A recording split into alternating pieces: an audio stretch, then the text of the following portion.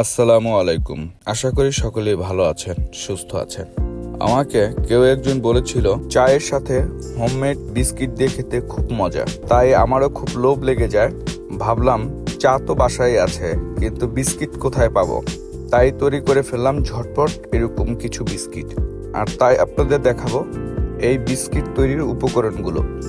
সর্বপ্রথম নিয়ে নিলাম 1 কাপ আটা। আপনারা চাইলে এখানে ময়দাও ব্যবহার করতে পারেন। তারপরে চিনি নিয়ে নিব হচ্ছে 1/3 কাপ, এবং চিনিটা আমি গ্রাইন্ডারে পাউডার করে নিয়েছি।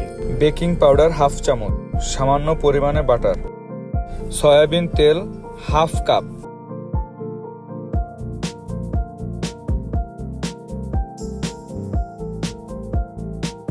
এবং লবণ। ডিমের হলুদ অংশ অর্থাৎ কুসুম। এরপরে সম্পূর্ণ কিছু আমি একসাথে মিক্স করে নেব খুব ভালো করে, যাতে আমার আটার কোনো অংশ যেন শুকনো না থাকে। সম্পূর্ণ উপকরণগুলো মিক্স করা হয়ে যাওয়ার পরে স্কোয়ার শেপে এটাকে সমান করে নিলাম। ছুরি দিয়ে এটাকে পুরো বিস্কিটের মতো করে সাইজ করে কাটলাম, পিচ পিচ করে।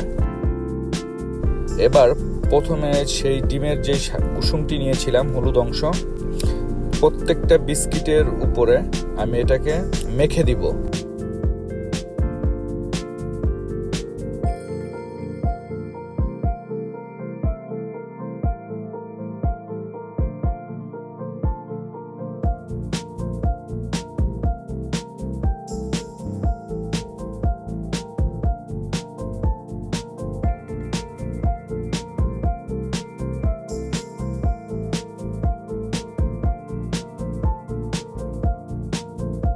ডিমের কুসুমটি মাখানো হয়ে গেলে আমি এর উপরে ব্যবহার করব হচ্ছে কাজু বাদাম, পেস্তা বাদাম, এবং এগুলোকে আমি গ্রাইন্ডারে পাউডার করে নিয়েছি।